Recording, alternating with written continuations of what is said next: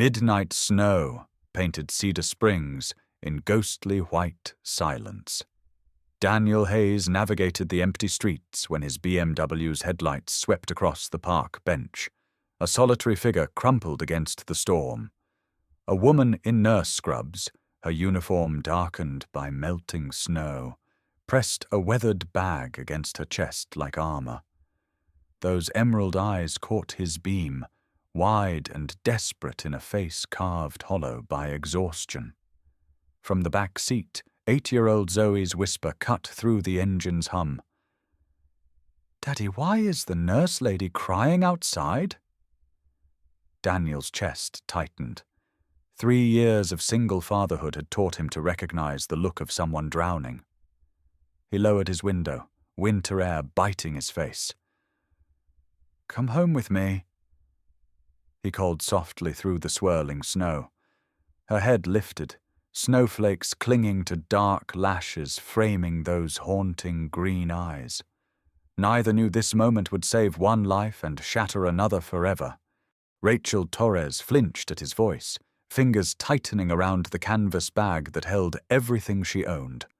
The warmth from his car carried scents of leather and safety luxuries she'd almost forgotten existed. 3 days sleeping in hospital corridors and 24 hours without food had left her beyond pride. "I don't need money," she managed through cracked lips, though her body betrayed her with violent shivers. Daniel stepped into the storm, snow immediately coating his dark hair and expensive coat. Up close, he could see purple shadows beneath her eyes, the way her scrubs hung loose on a frame that had known better days. "You're a nurse." It wasn't a question. The hospital badge still clung to her pocket, though the photo was too worn to make out her face. "When did you last eat something warm?" She opened her mouth to lie, then closed it. The silence stretched between them, filled only by falling snow and Zoe's patient breathing in the back seat.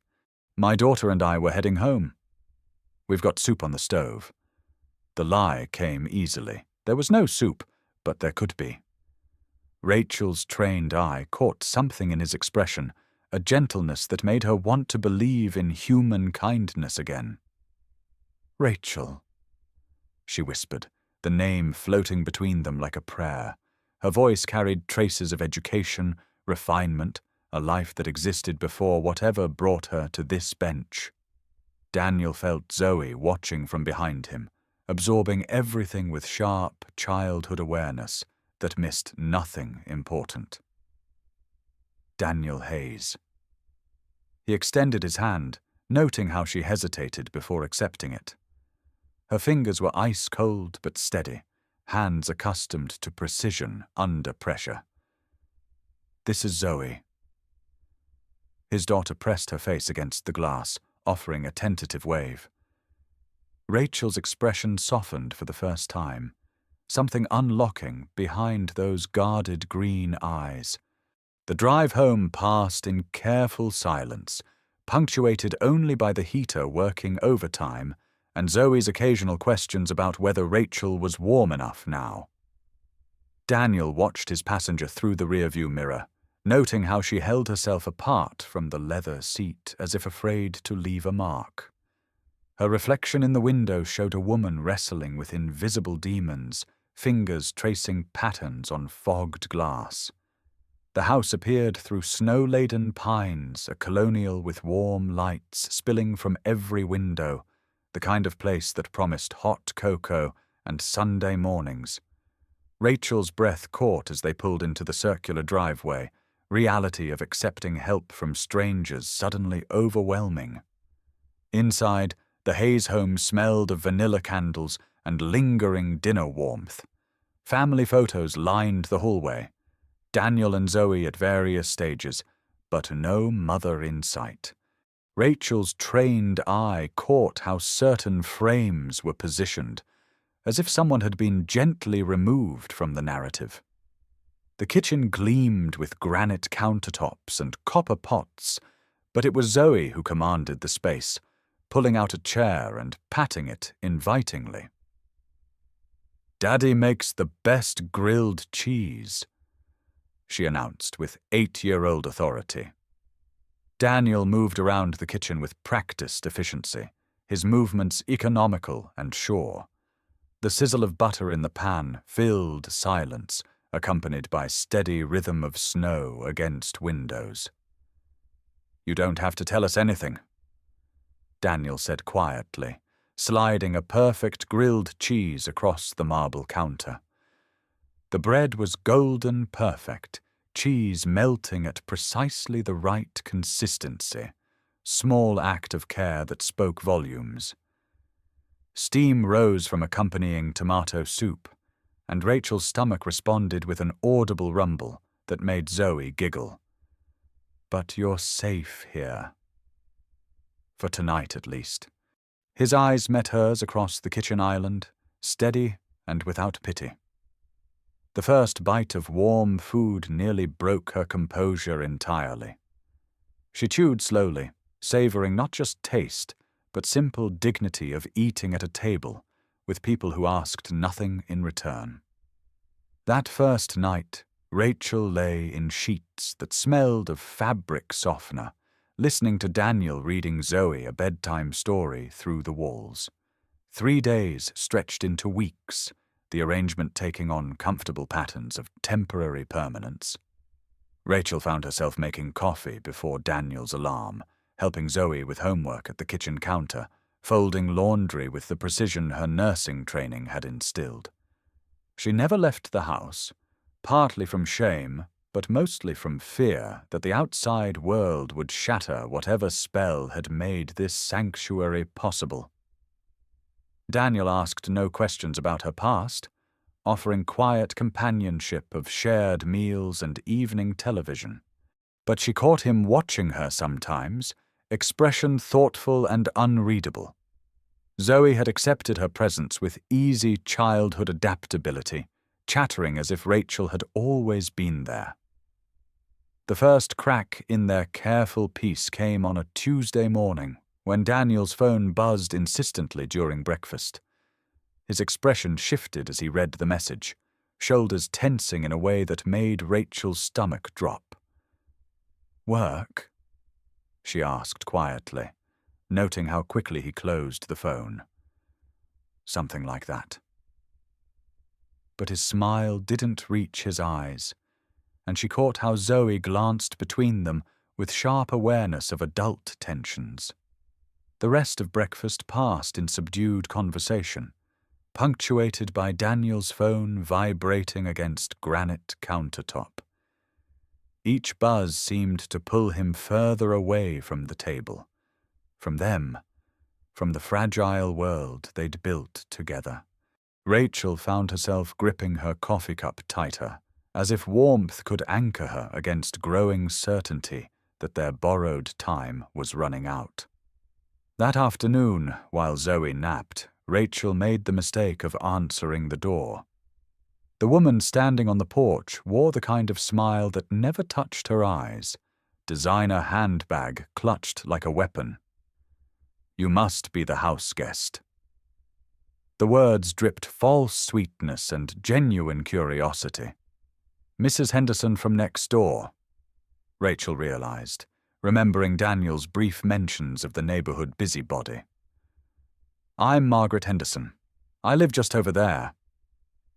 Her gaze swept over Rachel's borrowed clothes, one of Daniel's old sweaters and jeans that hung loose on her diminished frame. "I don't believe we've been properly introduced."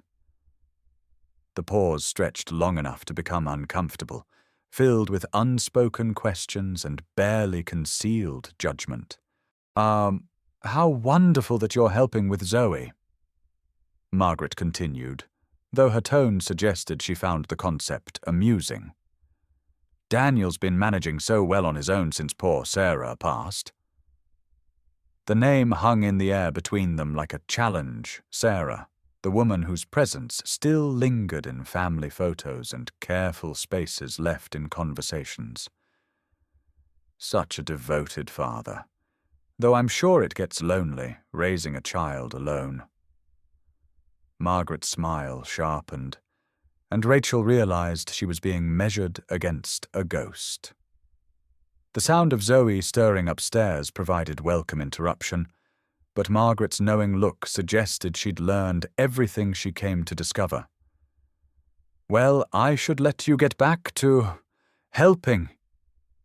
The word carried just enough emphasis to make its multiple meanings clear. Daniel returned home to find Rachel standing in the kitchen, staring out at the garden with an expression that made his chest tighten. "Everything all right?" She turned, and he saw something had shifted in her face, a wariness that hadn't been there that morning. "Your neighbor stopped by." The words came out carefully neutral, but he caught the slight tremor in her voice. "Margaret Henderson." He cursed silently, already knowing what that meant. Margaret had a talent for making people feel examined under a microscope, her questions wrapped in suburban pleasantries that fooled no one. She was just being neighborly. But Rachel's hollow laugh told him exactly how that conversation had gone. The distance between them felt suddenly vast, filled with complications he'd been trying to ignore. "I should go," Rachel said quietly, though her voice lacked conviction. Daniel felt something cold settle in his stomach. Not surprise, exactly, but deep disappointment he hadn't expected to feel so keenly. "Where would you go?" The question came out harsher than intended, and he saw her flinch. "I don't know, somewhere." She gestured vaguely towards the window, toward the world beyond their carefully constructed sanctuary. "I've been here too long already." The words stung more than they should have, carrying implications that made his throat tight. 3 weeks of shared meals and quiet conversations, of watching her slowly unfold like something delicate kept too long in shadow. Zoe would miss you. It was true, but also deflection from more dangerous truth that he would miss her too, in ways that terrified him. That night, after Zoe had gone to bed with usual litany of questions about why Rachel seemed sad, Daniel found himself standing in the doorway of the guest room. Rachel sat on the edge of the bed, her few possessions laid out with military precision, preparing to leave, he realized. "You don't have to do this." She looked up, and in lamplight her eyes held depths of pain that made him understand why she'd been sleeping on park benches. "Yes, I do." "Oh," her voice was steady, but hands shook as she folded the sweater he'd lent her. "I can't hide here forever." The word hide settled between them with uncomfortable weight. "Is that what you think you've been doing?" She laughed, but it sounded more like a sob. "Aren't I?" "I was fired," she said suddenly, words spilling out like water through a broken dam. "From Memorial Hospital. They said I was stealing medication." Daniel's expression didn't change, but she saw something shift in his eyes. Not judgment, but careful neutrality that was somehow worse. "Were you?" The question was quiet, without accusation, but it cut through her like a blade. "No." The word came out fierce, almost angry. "But someone was." "And when I tried to report it." She gestured helplessly, as if the rest of the story was written in air between them. "They made me the scapegoat." The silence stretched long enough for her to wonder if she'd made terrible mistake in telling him. Then Daniel sat down beside her on the bed, careful to maintain distance but close enough that she could feel warmth radiating from his body. "Who?" The single word carried weight of years spent in boardrooms, dealing with corporate politics and calculated betrayals. Rachel's laugh held no humor. "Dr. Peterson, golden boy of the cardiac unit, third-generation physician, hospital board connections, the works." She rubbed her temples, as if she could massage away the memory. I caught him palming Dilaudid from the pharmacy. When I confronted him, he said he was taking it for a patient who was in too much pain to wait for proper dosage approval. Daniel frowned, his business instincts recognizing the sound of a well-crafted lie. But you didn't believe him. It wasn't a question. I might have, if I hadn't seen him do it 3 more times that week. Always different excuses, always patients who mysteriously never appeared in the system. The next morning brought an early phone call that pulled Daniel from sleep, with sharp insistence of bad news. His assistant's voice carried unusual tension that made him instantly alert. "Mr. Hayes, we have a situation.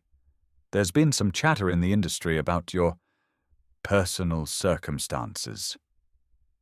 Daniel's blood chilled as he processed the implications.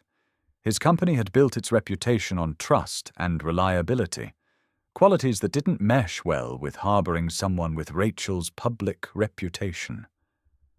What kind of chatter? But he already knew. In a small city like Cedar Springs, news traveled fast, and Margaret Henderson had never met a piece of gossip she couldn't weaponize. "The Steinberg Group is reconsidering the merger talks. They're concerned about your judgment regarding risk assessment." The words hit him like physical blows, 3 years of careful business building suddenly teetering on edge of collapse. Rachel was already gone when he hung up the phone, her room stripped of any evidence she'd ever been there. Only a note remained on the pillow, written in precise handwriting of someone accustomed to medical charts. "Thank you for giving me back my faith in human kindness. I won't let my problems destroy what you've built. Take care of Zoe, she deserves all the love in the world." Daniel stared at the paper until words blurred, feeling something vital tear loose in his chest. Zoe appeared in the doorway, still in pajamas, clutching her favorite stuffed rabbit. "Where did Rachel go, Daddy?" The simple question carried weight of every loss she'd already experienced in her young life. "I don't know, sweetheart." The admission felt like failure on a scale he hadn't experienced since Sarah's diagnosis. The search took 3 days of calling hospitals, shelters, anyone who might have encountered a woman matching Rachel's description. Daniel's business obligations piled up as he drove through neighborhoods he'd never seen, places where desperation wore different faces but carried the same hollow eyes he'd glimpsed that snowy night. Zoe accompanied him, her 8-year-old determination fierce and unwavering. "She's probably helping sick people somewhere," she said with absolute confidence of childhood. "That's what nurses do." The faith in her voice made Daniel's throat tight with emotions he couldn't name. On the 3rd day, a volunteer at the downtown mission remembered a woman who'd helped organize their medical supply closet with unusual efficiency. Quiet lady, green eyes, hands like a surgeon. They found her at St. Catherine's Free Clinic, a rundown facility in the part of town where hope came in smaller increments. Through the window, Daniel watched Rachel suture a cut on a young boy's arm, her movements precise and gentle, despite the clinic's limited resources. She wore scrubs that had seen better days, but her face held serenity he hadn't seen during her time at his house. This was her element, he realized. Healing people who couldn't afford traditional health care, working without recognition or adequate compensation because it was who she was at her core. Zoe pressed her nose to the glass, her breath fogging the surface. "She looks happy, Daddy." The observation was both accurate and heartbreaking, carrying implications about their borrowed domesticity that Daniel wasn't ready to examine. "You shouldn't be here." Rachel's voice was steady when she finally emerged from the clinic, but Daniel caught the way her hands trembled slightly as she removed her latex gloves. The late afternoon sun caught auburn highlights in her hair, reminding him of autumn leaves and the way she'd looked that first morning in his kitchen. Zoe was worried. It was safe truth, easier than admitting his own sleepless nights, and the way her absence had made his house feel like a museum of interrupted lives. I left a note. Her voice carried defensive edge that told him exactly how much their separation had cost her, too. Notes aren't explanations. Zoe had wandered over to examine the clinic's garden, giving them illusion of privacy while staying within protective distance. You just disappeared. The words came out rougher than intended, carrying 3 days of fear and frustration he hadn't allowed himself to fully acknowledge. Your business, Rachel said quietly, not meeting his eyes. I heard about the merger problems, about the questions people are asking. Daniel's jaw tightened at confirmation that news of their situation had spread beyond his immediate circle. So you decided to solve the problem by running away. The harshness in his voice made her flinch, but also brought her chin up in the defiant gesture he'd learned to recognize. I decided to stop being selfish. Her green eyes flashed with something that might have been anger or might have been unshed tears. I decided to stop hiding behind someone else's kindness while the world tried to destroy everything good in his life. The words hit him with unexpected force, carrying truth he'd been avoiding since Margaret Henderson's visit. What if I don't want you to solve my problems for me? The question surprised them both with its intensity. The confrontation might have continued, might have reached some resolution or deeper understanding, if not for the black sedan that pulled up to the clinic with ominous precision of official business. 2 men in expensive suits emerged, their movements carrying careful authority of federal agents or corporate investigators. Daniel felt Rachel tense beside him, her body shifting into hyper-alert stance of someone who'd learned to recognize danger in professional clothing. Dr. Peterson, she breathed, and Daniel followed her gaze to see a third figure, stepping from the vehicle-tall man with prematurely silver hair and the kind of smile that never reached the eyes. What's he doing here? But even as Daniel asked the question, he was already pulling out his phone, his business instincts screaming that whatever was happening required immediate documentation. The pieces of Rachel's story suddenly snapped into focus with terrifying clarity. Ms. Torres. Dr. Peterson's voice carried across the parking lot with false warmth and genuine menace. Imagine my surprise to learn you've been practicing medicine without proper credentials. His companions flanked him with practiced efficiency of people accustomed to intimidation tactics, suturing wounds, dispensing medical advice, all while under investigation for drug theft. Rachel's face went pale, but her voice remained steady. I'm volunteering under the supervision of Dr. Reyes. Everything I've done here is completely legal. Her words carried precision of someone who'd thought through every possible legal challenge, but Daniel could see fear in her eyes. Legal, perhaps. Peterson's smile widened, but hardly appropriate for someone awaiting resolution of serious criminal charges. The lie came so smoothly that for a moment Daniel almost believed it himself. There are no criminal charges. Daniel stepped forward, his voice carrying authority of someone accustomed to corporate warfare. And if there were, practicing charity medicine under proper supervision would hardly violate any terms of release. Peterson's gaze shifted to him with calculating assessment of a predator sizing up potential prey. And you are? The question carried layers of threat barely concealed beneath professional courtesy. Daniel Hayes, CEO of Hayes Medical Solutions. The introduction was strategic. His company's name would be familiar to anyone in the medical field, lending weight to his presence here. I'm also Mrs. Torres's legal counsel in this matter. The lie came easily, born from years of boardroom bluffs and calculated risks. Rachel's sharp intake of breath told him she understood implications of what he'd just claimed, the professional and personal line he'd just crossed on her behalf. "Daddy?" Zoe's small voice cut through the adult tension like a knife through silk. She stood near the clinic's entrance, surrounded by several children who'd been receiving treatment inside. Her 8-year-old face showed confusion and fear, but also stubborn protectiveness that reminded Daniel so much of Sarah. Is someone trying to hurt Rachel?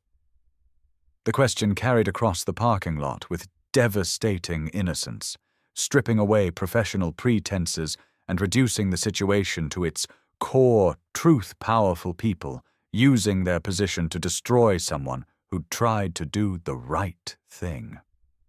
Peterson's expression shifted uncomfortably under the direct gaze of a child, while his companions looked increasingly eager to retreat from a situation that had spiraled far beyond their comfort zone.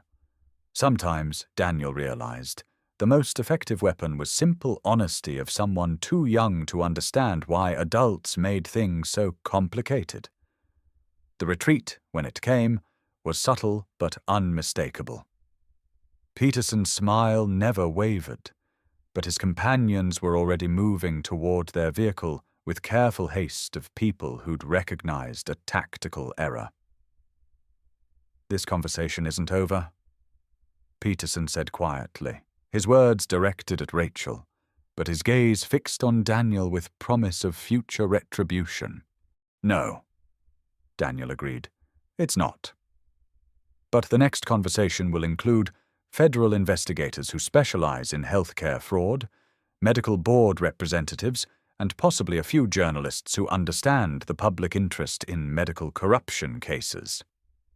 The threat was specific enough to be credible, backed by resources and connections that came with his position in the medical technology industry. Peterson's expression finally cracked, revealing something ugly and desperate beneath the professional facade. For the first time, Rachel saw him as he truly was, not the untouchable golden boy of the hospital, but a criminal whose carefully constructed house of cards was beginning to show cracks. 6 months later, the investigation had unfolded with methodical precision of a surgical procedure. Daniel's contacts in the medical technology industry provided access to federal investigators who specialized in healthcare fraud, while Rachel's detailed knowledge of hospital procedures and Peterson's patterns gave them roadmaps they needed to build a case. The process was slow, painstaking, and often frustrating. Months of interviews, document reviews, and careful fact-checking that tested everyone's patience. But gradually, a picture emerged of systematic drug theft, falsified records, and networks of intimidation that stretched far beyond one corrupt physician. Peterson had been selling diverted narcotics for years, using his position and connections to silence anyone who asked inconvenient questions. Rachel's case was just the most recent in a pattern of destroyed careers and buried investigations that painted damning picture of institutional corruption. The phone call came on a Tuesday morning in late spring, nearly 6 months after that confrontation in the clinic parking lot. Rachel was making pancakes with Zoe, their morning routine now as natural as breathing, when Daniel's phone buzzed with news that made him stop mid-sip of his coffee. "Peterson pled guilty," he announced, his voice carrying disbelief and triumph in equal measure. "Federal drug trafficking charges, healthcare fraud, evidence tampering, the whole list. He's looking at 10 to 15 years, and the hospital is settling the civil suit for wrongful termination." Rachel sank into a chair, the spatula falling from nerveless fingers as the full impact of Vindication finally hit her. Zoe, with practical wisdom of childhood, immediately took over pancake duties while the adults processed the magnitude of what had just happened. The nightmare was finally over, but the question of what came next hung in the air between them. They want me back, Rachel said later, holding the phone call from Memorial Hospital's chief administrator like a delicate piece of evidence. Full reinstatement, back pay, formal apology, the works. Her voice carried wonder and uncertainty in equal measure. After months of fighting, the actual victory felt almost anticlimactic. Do you want to go back? Daniel's question was carefully neutral, but she caught the tension in his shoulders, the way his hands stilled over his coffee cup. The truth was complicated, layered with professional pride and personal trauma that couldn't be easily resolved with official apologies. I want my reputation back, she said slowly, thinking through implications she hadn't allowed herself to consider during the long months of legal proceedings. But I love what I do at the clinic. The people there need health care they can't afford elsewhere. What if you didn't have to choose? Daniel's question surprised them both, emerging from a place in his mind where business solutions and personal desires had been quietly merging for months. What if there was a third option? Rachel's eyebrows rose, and he could see her analytical mind already working through possibilities she hadn't considered. My company has been looking at ways to support community healthcare initiatives, mobile clinics, telemedicine programs, equipment donations to underserved areas. The ideas had been theoretical until now, business concepts that looked good in annual reports but lacked personal connection. What if we made St. Catherine's a pilot program for a larger initiative? Proper funding, updated equipment, expanded services, but with you running the medical side and maintaining the mission of serving people who need it most. The proposal hung between them like a bridge between worlds, professional and personal, practical and idealistic. The partnership, when it finally took shape, exceeded everyone's expectations. Hayes Medical Solutions Community Health Initiative launched with St. Catherine's as its flagship location, bringing modern equipment and sustainable funding to a clinic that had operated on hope and determination for too long. Rachel found herself not just treating patients, but training other nurses, developing protocols for community healthcare that could be replicated in underserved areas across the region. The work was challenging, meaningful, and exhausting in the best possible way. The kind of career that felt like a calling rather than a job. Daniel discovered that running a business with a clear social mission brought satisfaction he hadn't found in purely profit-driven ventures, while the partnership with Rachel added personal dimension to professional success that transformed both their lives. Zoe thrived in the environment, spending afternoons at the clinic helping with children's programs and learning about medicine from someone who'd become like a second mother to her. 2 years after that snowy midnight when a single act of kindness had changed 3 lives forever, Daniel found himself standing in the clinic's expanded pediatric wing, watching Rachel examine a young patient with the gentle efficiency that had first caught his attention. The space buzzed with quiet activity nurses consulting with patients, families receiving care they couldn't afford elsewhere, medical students learning community health care under Rachel's guidance. Through the window, he could see Zoe in the garden with several other children, her laughter mixing with theirs in the complex harmony of a place where healing happened daily. We did something good here, Rachel said quietly, appearing beside him with that soundless grace that still caught him off guard. We did, he agreed, though his attention was focused less on the clinic's success and more on the woman who'd made it possible. Will you marry me? The question came suddenly, emerging from depths of emotion he hadn't even realized he'd been carrying.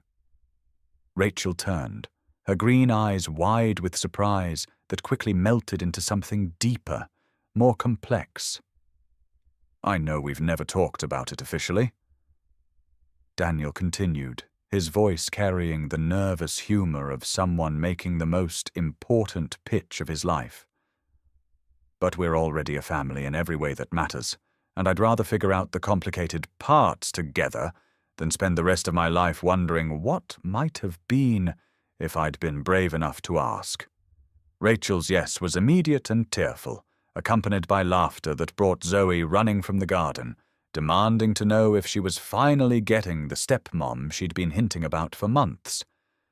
The engagement ring came later, but the promise was sealed in that moment, surrounded by the life they'd built together from broken pieces and midnight snow.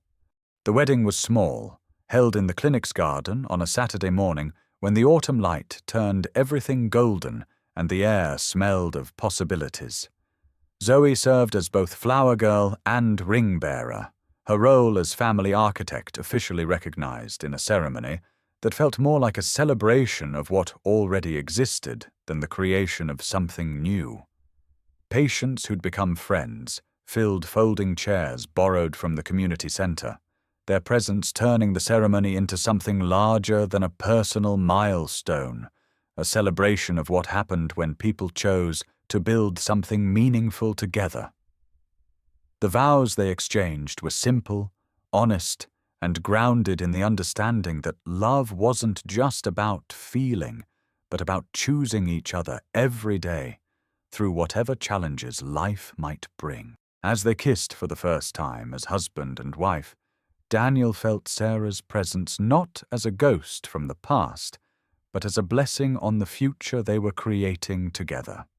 5 years after that midnight, when kindness changed 3 lives forever, Daniel stood in the clinic's lobby reading a brass plaque that commemorated the facility's designation as a national model for community healthcare integration.